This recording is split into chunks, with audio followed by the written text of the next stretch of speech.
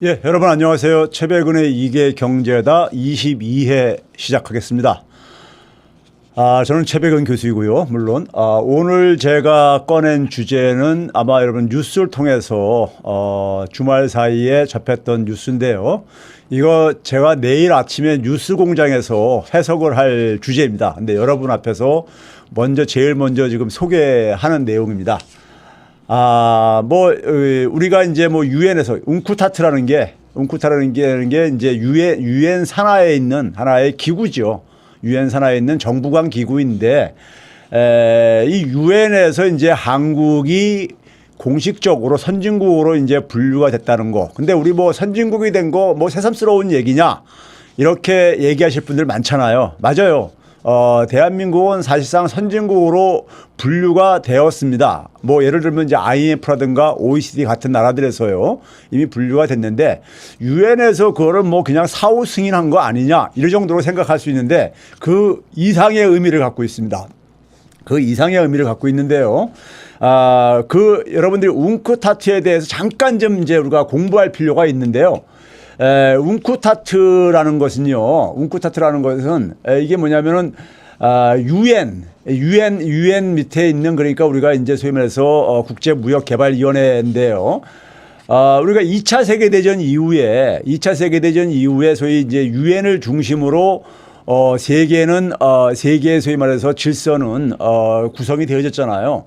거기에 사회주의권까지도 다 이제 그러니까 모였으니까요. 유엔이라는 것은 말 그대로 우리가 중고등학교 때 역사책에서 배웠듯이 국제연맹이라는 게 그 이전에 있었죠. 국제연맹이라는 것이 이제 그러니까 우리가 국제연합으로 이렇게 용어만 바뀐 게 아니라 소위 말해서 제국주의 세력들, 일본이라든가 독일이라든가 이탈리아 같은 이런 제국주의 세력에 대해서 사실은 미국을 중심으로 한 자유주의 진영하고 소련을 중심으로 하는 하나의 공산주의 진영이 같이 힘을 합해서 제국주의를 하고 전쟁을 벌인 것이 2차 세계대전이었던 것이고요. 그 결과로 탄생한 것이 유엔이잖아요. 그럼에도 불구하고 세계 질서는 기본적으로 미국이 주도하는 질서였습니다. 미국이 주도하는 질서를 상징하는 것이 소위 말해서 무역 질서하고 금융 질서가 있는데 무역 질서를 상징하는 것이 가트 체제라고 해가지고요. 지금 우리가 WTO라고 얘기하는 이 WTO도 넓은 의미에서는 가트 체제의 그러니까 우리가 이 연장선에 있는 것이죠. 그 다음에 이제 금융 질서와 관련되는 것이 소위 말해서 국제 통화 기금이라고 하는 IMF죠. 우리한테 너무나 많은 국민들이 다 알고 있는 IMF죠. IMF 이 양대축을 가지고 양대축으로 사실 이제 그러니까는 경제 질서가 만들어졌죠. 그걸 가지고 이제 우리가 브레튼 우주 체제라고 하고 브레튼 우주의 기관이라고 얘기를 합니다. 브레튼 우주라는 것은 미국에 있는 하나의 지명 이름이죠. 지명 이름인데 그리고 이제 뭐냐면은 저게 이제 IMF라든가 국제통화기금은요. 기본적으로 그다음에 이 가트 체제는 기본적으로 선진 국가들이 그러니까는 주도하는 거였었습니다. 미국을 중심으로 해서요. 그런데 이제 그 당시만 하더라도 많은 나라들이 지구상의 많은 나라들이 소위 말 식민지에서 벗어나 가지고 소위 말해서 근대화, 산업화하는 것이 이제 그러니까는 뒤늦게 하는 것이 하나의 국가의 제일 목표 중에 하나였습니다. 그런데 이제 그게 바로 그 이유는 뭐냐면 이제 빈곤으로부터 탈피도 하고 그다음에 이제 다시는 식민지를 겪지 말아야 되겠다는 차원 속에서 경제적으로도 그러니까는 힘을 길러야 되겠다. 소위 경제 발전, 경제 개발을 그러니까는 추구를 하고 있었죠. 그런데 이들 나라들에 대해서 그러니까는 이 식민지를 경험했던 나라들에 대해서 선진 국가들이 자기들 책임도 있잖아요. 책임도 있다 보니까는 원조 같은 경우도 그랬는데 이게 다 이제 분리가 돼 있었죠. 원조는 뭐냐면은 세계은행에서 이제 이런 거 맡아서 이렇게 하게 돼 있었죠. 돼 있었는데 이렇게 이제 소위 말해서 많은 개발도상 국가라고 우리가 흔히 부르는 소위 말해서 2차 세계대전 이전에 식민지 상태에 있었던 나라들이 2차 세계대전 이후에 소위 말해서 자신들이 그러니까 발전을 하는 데 속에서 선진 국가들이 자기들의 입장들을 제대로 배려하지 않는다는 그리고 국제 경제 질서가 자기들의 입장을 그러니까는 별로 고려하지 않는 이러한 이제 경제 질서라는 불만들이 굉장히 많이 있었어요. 많이 있었습니다.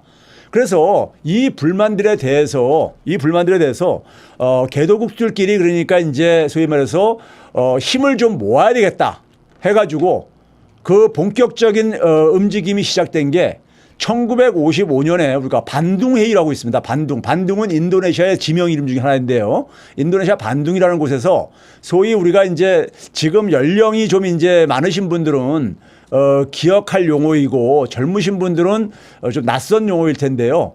비동맹회의라는 게 있습니다. 비동맹은 안일비자이기 때문에 동맹에 속해 있지 않은, 그러니까 그 당시 동맹은 뭐냐면 기본적으로 미국을 중심으로 한 자유진영 동맹하고 그다음에 소련을 중심으로 하는, 그러니까 소위 말해서 사회주의, 공산주의 진영 이렇게 나눠져 있었단 말이에요.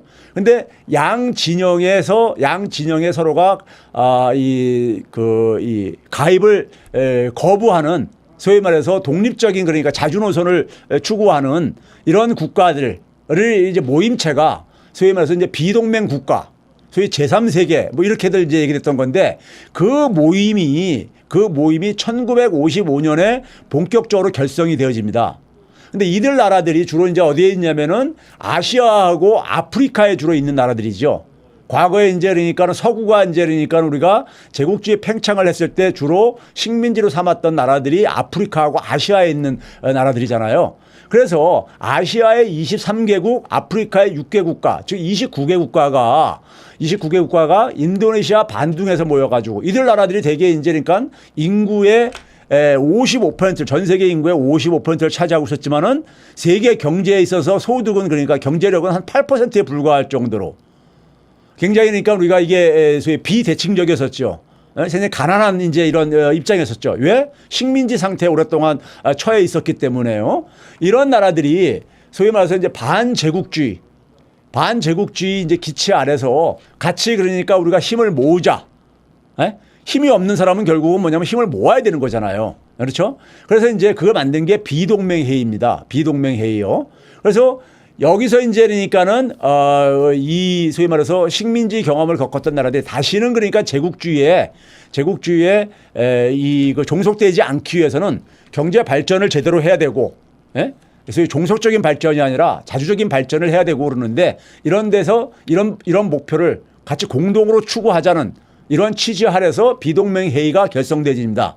그리고 여기서 뭐냐면은 62년도에 카이로에서 이제 그러니까 우리가 이제 회의가 있었는데, 카이로 회의에서 나온 게 이제 유명한 카이로 선언인데요. 이 개도국에 요구하는 것은 IMF하고 가트를 가지고는 개도국들의 입장을 제대로, 그러니까는 반영해 주지 못한다. 왜 그러냐면은 IMF는 기본적으로 미국이 지배하는 하나의 국제 통화 체제였었던 것이고요. 그 다음에 뭐냐면 가트 체제라는 것도 사실상 보게 되면은 선진국가들이 자주우지하는 하나의 그러한 무역 체제였었습니다. 그러다 보니까는 이 개도국의 입장을, 그러니까는 종합적으로 이렇게 분리하지 말고 종합적으로 다뤄줄 수 있는 기구를 그러니까 만들어 달라고 유엔에다가 요구를 합니다. 유엔 총회에서 이 문제를 다뤄달라고 이제 요구를 하고요. 이것을 확정한 것이 1962년 카이로 선언입니다. 카이로 선언이요. 그러니까 이 비동맹 회의에 이집트의 카이로에서 열린 게 이제 이건데, 이걸 가지고 이제 이걸 가지고 탄생한 것이 웅쿠타투입니다. 웅쿠타투예요. 그러니까 유엔 밑에, 그러니까 우리가 무역 개발 회의가 만들어진 거죠. 그런 건데 1964년에 그러니까는 유엔 총회에서 그러니까는 이 웅쿠타투 유엔 무역 개발 회의가 처음으로 이제 그러니까 이것이 승인되어지게 되고 만들어지게 됩니다. 만들어지게 되는데, 그러니까 1964년에 만들어진 겁니다. 1964년. 우리도 이때 가입이 된 거고, 이때 가입하고 나서 우리나라는 개발도상 국가로, 우리는 이제 당연히 당시에는 개발도상 국가였었죠. 분류가 되었었는데, 그로부터 지금까지 57년이 흐른 거잖아요. 57년 동안에 한 나라도 개도국에서 선진국가로 위상이 바뀐 나라가 없었는데, 대한민국이 유일하게 이게 바뀌었다 이겁니다. 제가 장황하게 웅크타트의 탄생 배경을 얘기한 것은 웅크타트의 성격을 말씀드리기 위한 거예요. 웅크타트는 기본적으로 개도국의 경제적인 자립, 경제적인 발전을 위해 가지고 만든 하나의 유엔 산하 기구입니다. 유엔 산하 기구예요. 네? 개도국의 그 경제 발전을 위해서요. 그러니까요. 그걸 이제 힘을 모으기 위해서요. 자, 그러면 이제 여기에 물론 여기에 개도국만이 모인 단체는 아닙니다. 유엔 산하니까는 뭐 전 세계 국가들이 유엔의 회원 국가는 다 사실 가입 회원 국가들이죠. 이 웅크타트를 주도하는 국가가 77개 그룹이라는 77 그룹이라는 게 있습니다. 77개 국가를 말하는 거죠. 이 77개 국가가 개도국들이 쫙 모인 거예요. 유엔 산하의 유엔 회원 국가 중에서 개도국 77개 국가 모여가지고 77 그룹을 만들어요. 이 77 그룹이 뭐냐면은 우리가 앞으로 이제 웅크타트도 만들었으니까 우리가 힘을 모으자 이거예요. 한 목소리를 내자 이거죠. 그래야지만이 협상력을 가질 수가 있으니까요. 그래서 여기서 이제 뭐냐면은 처음에는 그러니까는 75개로 출발했었습니다. 77 그룹이요. 한국과 베트남은 배제했었어요. 왜 그러냐면은 한국은 소위 말해서 미국의 동맹 국가였었고 베트남 같은 경우도 당시에는 아직까지 소위 말해서 뭡니까요? 이 월남 전쟁이 끝나기 전이고 시작이 막 이렇게 될 무렵이었기 때문에 여전히 베트남도 미국의 어떤 이런 그 사이드라고 봐가지고 안 했는데 한국과 베트남도 여기에 이제 참여를 하게 됩니다. 그래서 77 그룹의 가입 국가로 시작을 하지요. 그런데 그래서 이 웅크타트를 보게 되면요. 모임체 성격을 보게 되면은 협상이 그러니까는 개도국은 하나의 그룹을 만들어 가지고 단일 목소리를 그러니까 내는 것을 이제 그러니까 원칙적으로 이렇게 그 시도를 하고 있다 보니까 이 G77 그룹 국가하고 여기에 이제 당시에 중국은 어쨌든 간에 사회주의 진영에 있었기 때문에 그런데 중국이 적극적으로 비동맹 회의를 지지를 합니다. 당시에는 소련과 미국이 대립하고 있을 때였었고 중국은 그러니까 사실 비동맹 회의에 비동맹 진영의 편을 들므로써 소련도 견제하고 미국도 견제하기 위해서요. 그래서 중국이 77개 그룹과 같이 그러니까는 힘을 모으고 그다음에 이제 나머지 그룹들은 유럽연합이 있고요. 유럽연합이 있고 그다음에 유럽연합을 제외한 선진국가 또 있잖아요. 유럽연합을 제외한 선진국가라면 어떤 게 있겠습니까요? 저기 보시게 되면은 영어로 그냥 다 대문자로 돼 있는데 JUSSCANNZ라고 이렇게 돼 있잖아요. 저게 뭐냐면은 유럽연합, 소위 서유럽의 선진국가를 제외한 선진국가들인데요. 저기 J는 뭐냐면 저펜, 일본을 얘기합니다. U는 뭐냐면은 유나이티드 스테이트, 미국을 얘기하고 뭐 이렇게 해가지고 국가들의 이름을 쭉 딴 거예요. 국가들의 이름들요. 뭐 스위스, 뭐 그다음에 캐나다, 뭐 그다음에 이제 무슨 오스트레일리아, 뉴질랜드 뭐 이렇게 쭉 딴 겁니다. 딴 거예요. 그래가지고 소위 말해서 서유럽의 그러니까 선진국가를 제외한 나머지 선진국가들의 이 그룹, 이거 하고 그다음에 뭐냐면 또 하나는 유라시아 경제연합. 유라시아 경제연합이라는 것은요. 유라시아 경제연합이라는 것은 그 서유럽에 그러니까 소위 말해서 EU가 결성되다 보니까는 소위 말해서 유럽연합은 서방 세계잖아요. 근데 당시만 하더라도 소련 진영과 동구 진영과 이렇게 그 나눠져 있었잖아요. 지금은 유럽연합에 많은 그러니까 동유럽 국가들도 동구 사회주권이 붕괴되면서 많이 가입한 상태지만은 그 당시만 하더라도 유럽연합은 기본적으로 서유럽에 그러니까 자유진영 국가들만 구성됐었죠. 그래서 동유럽 국가들을 중심으로 해가지고 소위 말해서 소련권 그러니까 유럽 국가들이죠. 소련권 유럽 국가들과 그다음에 아시아 일부 국가들이 합쳐져 가지고 만든 게 유라시아 경제연합. 이렇게 이제 소위 말해서 4개의 블록으로 이렇게 나눠져 있었습니다.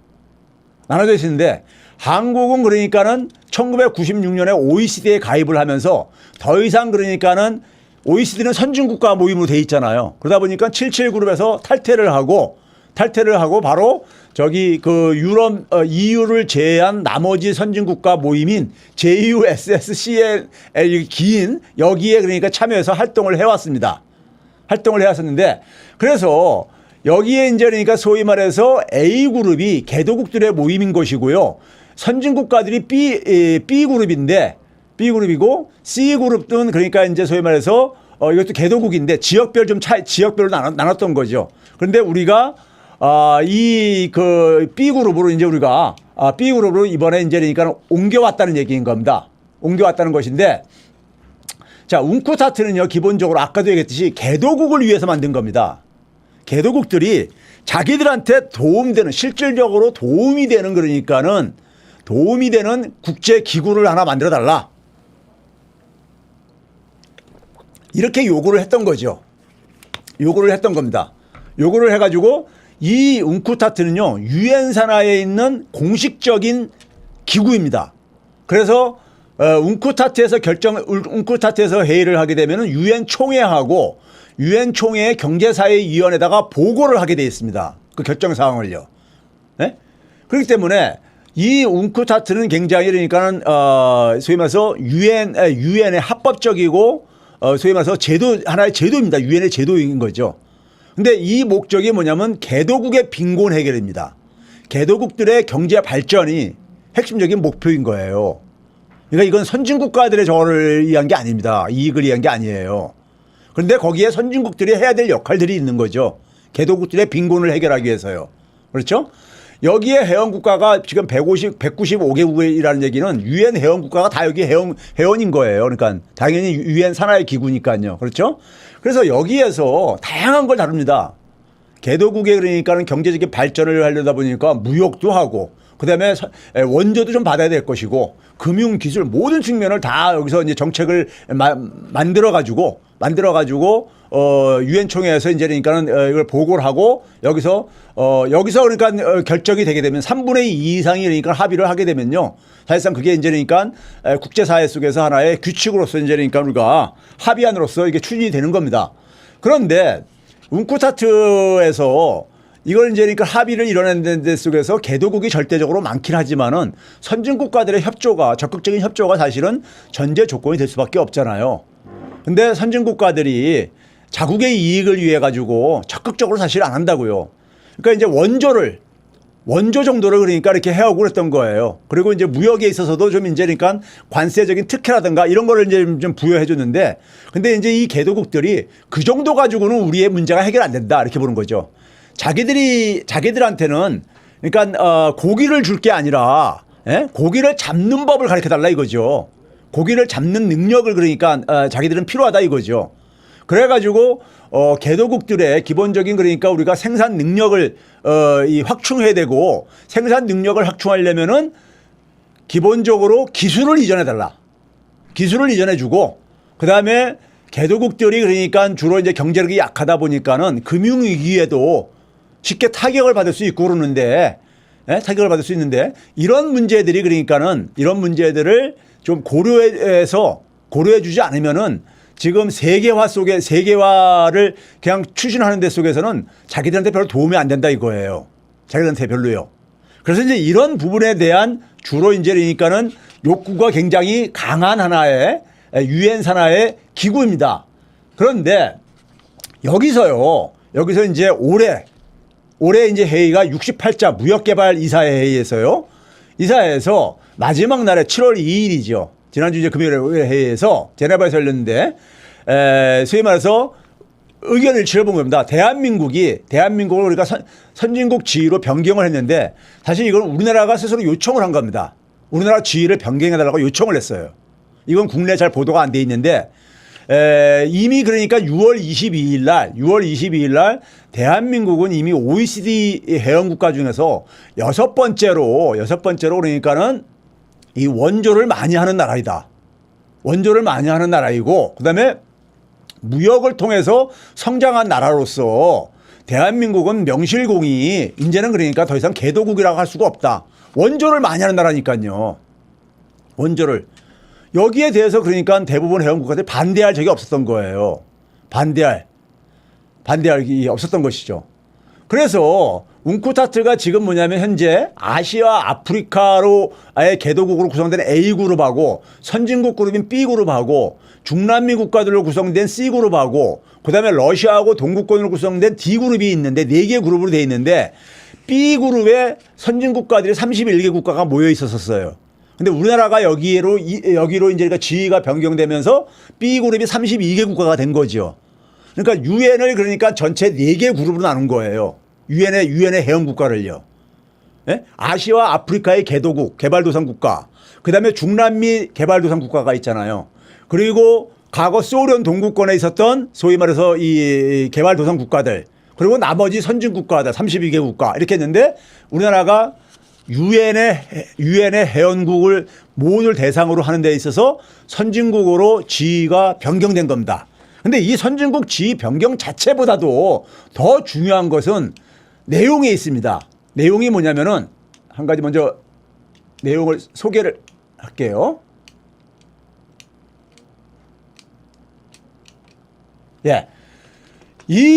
우리나라가 이 지위 변경을 하면서요. 지위 변경을 하면서 개도국 그룹이 있다 그랬잖아요. 아까요. 뭐 77그룹이라든가요.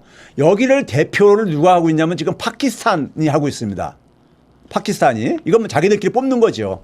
자기들끼리 이제 비공식적인 모임을 통해서 뽑고 그런 건데 파키스탄인데 파키스탄 이 대표부 대사가 뭐라 그랬냐면요. 한국이 지금 이제 웅쿠타트의 목적을 제대로 달성하려면 목적은 뭐죠? 개도국의 그러니까 경제 발전, 그다음에 개도국의 실질적인 경제적인 어려움을 해소하는 것을 그래서 경제가 통합이 되려면은 개도국들의 입장이 보다 더 실질적으로 반영이 돼야 된다고 이것을 해결하기 위해서 만든 게 웅쿠타트예요. 그러다 보니까 한국은 지금까지는 개도국에 있었는데 선진국으로 딱 간 거예요. 엊그제까지 그러니까 개도국이었었는데 근데 선진국으로 간 거예요. 그럼 여기서 뭐냐면요. 이거죠. 자, 선진국가하고 개도국하고 서로가 입장 차이가 그동안에 계속 충돌을 하고 그랬었어요. 선진국은 가능한 한 그러니까는 최소한 지원만 하려고 한다거나 우리가 흔히 그런 게 있잖아요. 소위 말해서 이게 적절한 비유인지 모르겠는데 정규직이 직장에서 보게 되면 정규직이 소위 비정규직의 문제를 정규직 노조가 비정규직 문제를 해결해야 된다고 하면서도 그 직장으로 기업에 들어가게 되면 정규직 직원들이 잘 협조를 안 하잖아요. 왜 그러냐면은 그들이 정규직이 되게 되면 자기들 이해관계가 축소될까 봐 이렇게 해가지고요. 갈등들이 있잖아요. 교수 사회도 그렇습니다. 교수들이요. 소위 말해서 시간 강사들에 대해서 시간 강사들의 존재를 굉장히 즐깁니다. 시간 강사가 존재함으로써 그러니까 교수들이 자기들의 소위 말해서 특권이 더 사실 부각되는 거잖아요. 이게 굉장히 이제 속 좁은 모습들인데 그렇죠? 그래서 저 같은 경우는 개인적으로 그런 경험도 있어요. 오래전 얘기인데 시간 강사들의 굉장히 처우가 굉장히 열악하거든요. 열악하다 보니까는 학교에서는 그러니까 시간 강사의 강사를 올려야 된다. 이런 얘기를 할 때마다 사립대학교 같은 경우는 재정이 여유가 없다. 뭐 이런 식의 핑계를 대고 맨날 그러니까는 재정을 더 확충하는 대로 노력을 하되 그게 되기 전까지라도 우리가 정규직 교수들이 좀 월급을 좀 동결을 일정 기간 동안에 3년 내지 5년 동안 동결을 하는 동안에 비정규직인 시간 강사의 좀 월급을 좀 개선하는 것을 좀 우리가 같이 동참하자고 제가 교수회의에서 한번 제안한 적이 있었어요. 젊은 교수 시절 때. 근데 거기에 대해서 정규직 교수들 전부 다 침묵을 지킵니다. 전부 침묵을 지키는 모습을 보고 제가 아주 그냥 그때 교수사의 모습에 대해서 정남이가 떨어진 적이 있었는데 그러니까 그 연대감이 굉장히 부족한 거예요. 좀 강자들은 그러니까 약자의 저거를 가지고 자기의 그러니까 존재감을 더 그러니까 즐기는 이런 게 있습니다. 참 어떻게 보면 슬픈 얘기인데 근데 마찬가지로 국제사회도 마찬가지예요. 국제사회도 마찬가지입니다. 선진국가들이 그러니까 개도국들에 대해서 함께 그러니까는 공동 번영이라든가 이런 것들보다는 개도국들의 희생을 통해서 자기들이 그러니까 보다 더 국가 이익을 증대시키려고 하는 이런 것들이 국제사회의 냉혹한 현실이기도 하고 그런데 그러다 보니까는 선진국과 개도국 간에 이게 그러니까 원활한 개도국들의 그러니까 이 불만이 제대로 그동안에 진전이 안 되고 그랬단 말이에요. 안 되고 그런 상황 속에서 세계화 경제 통합은 갈수록 가속화되고 그러다 보니까 더 위험에 노출되고 그러죠. 더 위험해. 금융위기도 겪게 되고 막 이런 이제 노출되고 그럴 게 아니겠습니까요. 그러면 이런 입장을 얼마 전까지 개도국에 있었던 한국이었는데 한국이 선진국가 그룹으로 이제 지위가 변경됐으니까 잘 우리의 입장을 이해할 게 아니겠느냐. 그리고 한국이 여기서 이제 그러니까 소위 말해서 이 조종자 역할을 해주기를 희망을 하는 거예요. 네? 해주기를 희망하는 겁니다. 대한민국이 이거를 그러니까는 기본적으로 간파를 하고선 이번에 제안을 한 거예요. 제안을 한 겁니다. 제가 그래서 웅크타트에서 선진국 그룹의 변경이 갖는 의미는요. 한미 정상회담에서 미국과 한국 사이의 관계가 소위 말해서 파트너십 관계로 바뀌었다는 얘기를 했잖아요. 그리고 G7 정상회담의 초청을 받아서도 우리가 그러니까는 기존의 선진국가들이 필요로 하는 국가로 우리가 부상을 했다는 얘기를 했잖아요. 그런 의미를 부여했잖아요. 그렇죠? 그러면 이 상황 속에서 지금 뭐냐면은 기존에는 선진국과 개도국 간에 서로가 그러니까는 자국 이익 중심으로 그러니까 이게 그 국제 관계가 운영돼 왔었는데 지금은 뭐냐면 팬데믹 이후에는요. 국가들 간의 초국가 협력이 지금 그러니까 증대되는 상황이란 말이에요. 증대되는 상황이고 이 상황 속에서 그 부분에 대한 리더십을 지금 발휘하고 있는 게 대한민국인 거예요. 대한민국인 겁니다. 그렇죠?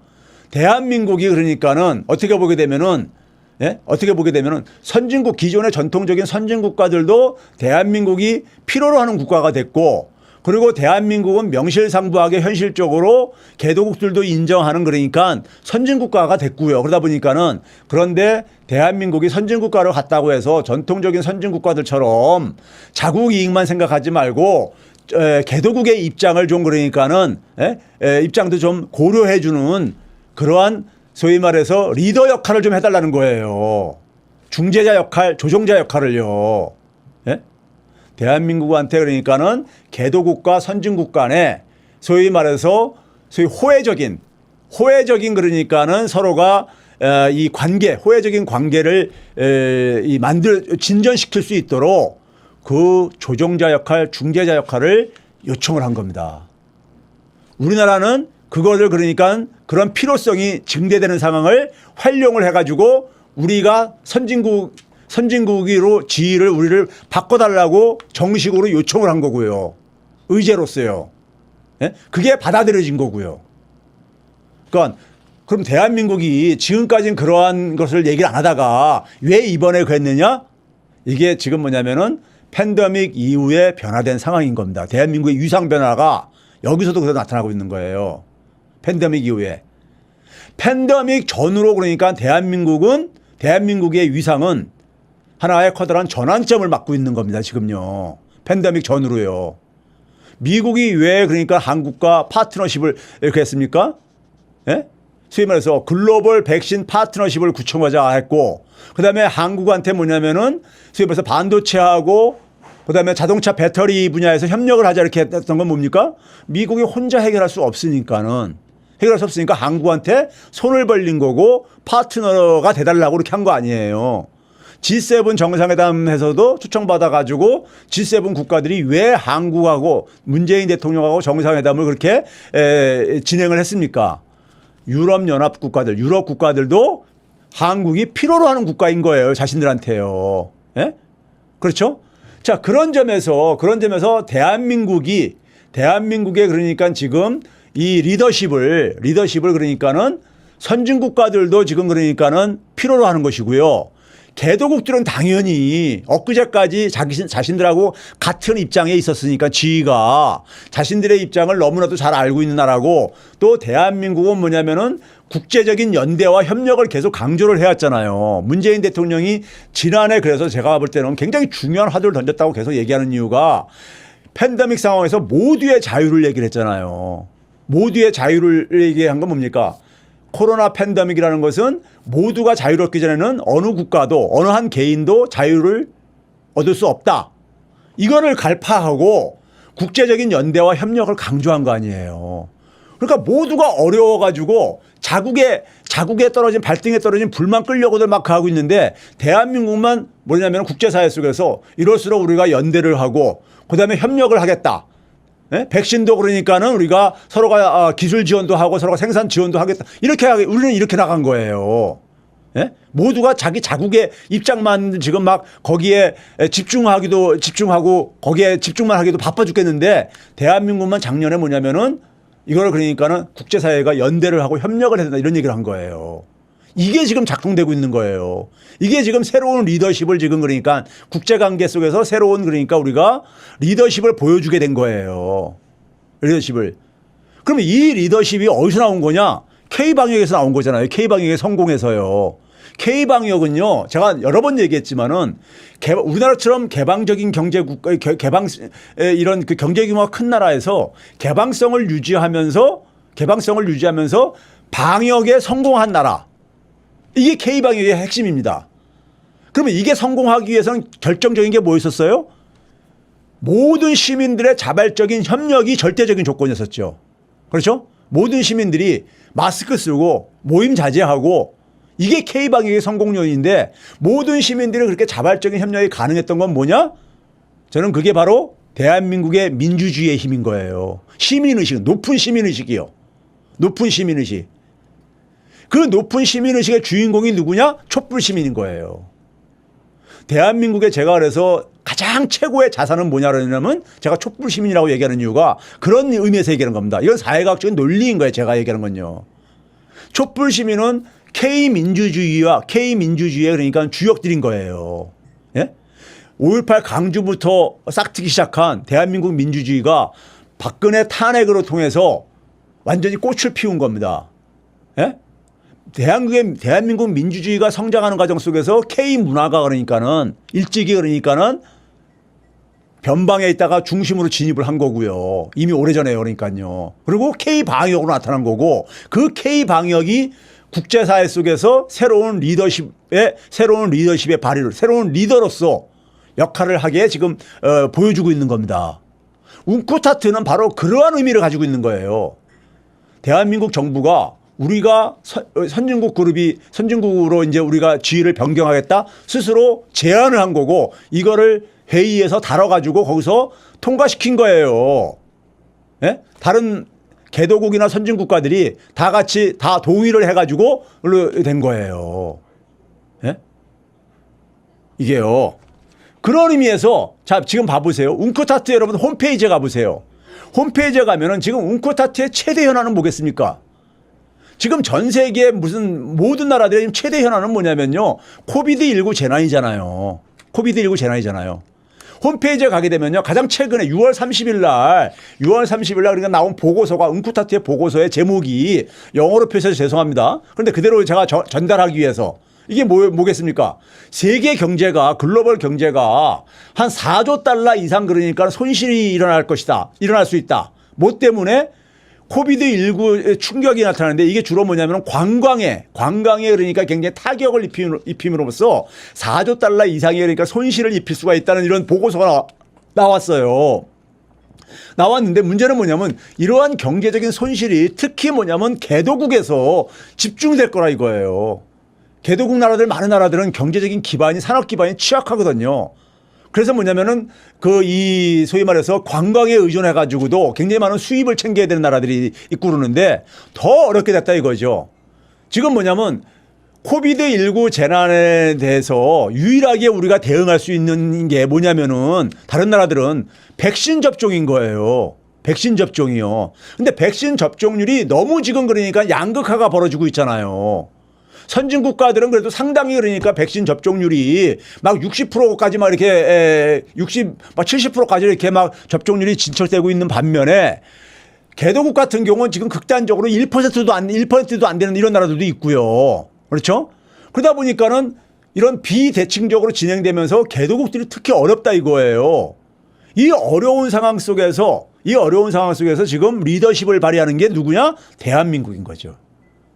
그러니까 대한민국이 조금 더 선진국 그룹으로 가가지고 선진국들이 아무래도 이건 협조를 해야지만이 개도국의 백신 문제를 해결할 수 있잖아요.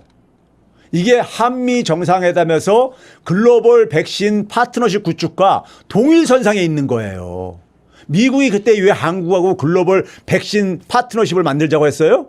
중국이 막 그냥 아세안이라든가 아시아라든가 아프리카라든가 남미에다가 중국 백신을 막 저기 이제 보급하면서 미국을 그러니까 위협하니까는 미국이 그러니까는 자신의 그러니까는 역할을 하기 위해서는 한국과 그러니까 손을 잡자고 한 거 아니에요. 예?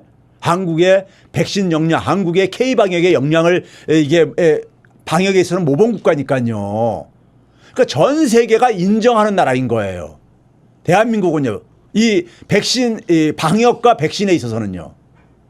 그러다 보니까는 개도국 입장 속에서는 한국의 역할이 그러니까는 더 확장됐으면 좋겠고, 한국은 선진국으로 가더라도 기존의 전통적인 선진국처럼 자국 입장만 생각하지 않을 거라는 것을 지난 1년 동안에 보여줬고요. 보여줬단 말이에요. 그러다 보니까는 개도국이 지금 처하고 있는 굉장히 어려운 상황, 지금 코비드19 재난을 이걸 풀어줄 수 있는 게 한국이 해줄 수가 있을 것 같은 거예요. 그래서 대다수 그러니까 우리가 이 멤버들인 개도국들이 지지를 해줘 가지고 선진국으로 간 거예요. 우리나라가요. 예? 자, 그래서 우리가 선진국으로 유엔에서 인정을 받은 것은 대한민국의 리더십은 20세기의 리더십과는 다릅니다. 20세기의 리더십은 자국 이익만을 생각하는, 자국 이익을 중심에 놓는 이러한 거였었어요. 이런 거였습니다. 그런데 대한민국은 뭐냐면은 국제 연대와 협력이 필요하다고 계속 강조를 하는 거예요. 예? 이거는 소위 말해서 20세기와는 다른 새로운 리더십이죠. 새로운 리더십입니다. 이게 팬데믹에서 이게 진가를 발휘하고 있는 겁니다. 이 리더십은 뭐냐면요. 홍익인간 리더십이죠. 홍익인간 리더십인 거예요. 모든 인간을 두루 이롭게 해라. 예? 함께 그러니까 지구촌이 통합이 되려면은 같이 함께 호혜적으로 협력을 하면서 살아야 되잖아요. 그런데 20세기에는 자국 이익만 생각하는 이런 국제 관계였었잖아요. 그런데 국제사회가 모두가 협력을 하고 연대를 하는 리더십은 대한민국이 지금 처음 보여주고 있는 거고 그 역량을 인정을 한 거예요. 그래서 대한민국이 선진국으로 가는 거에 다들 동의를 한 거고 대한민국이 그 역할을 간절하게 해주기를 바라는 이 바람이 담겨 있는 겁니다. 개도국들로부터요. 그래서 국제사회 속에서 국가들 간의 협력은 가장 마지막 단계가 뭡니까요? 선진국과는 서로가 필요한 관계가 있다 보니까 협력이 돼요. 그런데 선진국가하고 개도국 간의 관계는 힘의 차이가 있기 때문에 이게 그러니까 수직적인 관계이잖아요. 호혜적인 관계라기보다는 수평적인 관계라기보다는 수직적인 관계잖아요. 그런데 이거를 그러니까 수평적인 관계고 호혜적인 관계로 바꾸고 싶은 거예요. 개도국들은요. 근데 이 역할을 대한민국이 해줄 수 있다고 보는 거예요. 이거 너무 멋있는 얘기 아니에요? 예? 21세기에 지금 국제관계의 난맥상을 풀어줄 수 있는 구원투수로 구세주로 대한민국을 보고 있는 겁니다. 국제사회가요. 대한민국의 위상이 이렇게 변하고 있어요. 대한민국의 위상이요. 예? 해외에서는 이렇게 변하고 있어요. 우리도 모르는 사이에 이 코비드19 재난을 겪으면서 근데 이게 우연이 아니라는 겁니다. K방역이 여러분 절대 우연이 아닙니다. K방역의 원천은 바로 뭐냐면은 K민주주의. 높은 시민의식이라는 게 바로 민주주의잖아요. 자율성이 장착된. 예? 그걸로 했고 K민주주의는 촛불시민이 만든 거잖아요. 그렇죠? 촛불시민이 만든 거예요. 대한민국 민주주의는요. 지난 10년 동안에 우리나라 민주주의가요. 전 세계에서 최상위 10%에 드는 나라입니다. 나라에 속해요. 미국과 일본은 10에서 20%에 속한 나라로 이렇게 분류가 되고 있고요. 우리나라만이 유일하게 주요 국가들 중에서 지난 10년 동안에 민주주의가 더 개선된 나라예요. 개선된 나라입니다. 유일하게요. 지난 10년 동안에. 그 바로 그 지난 10년 사이에 무슨 일이 있었어요? 대표적인 게 촛불혁명이 있었잖아요. 그렇죠?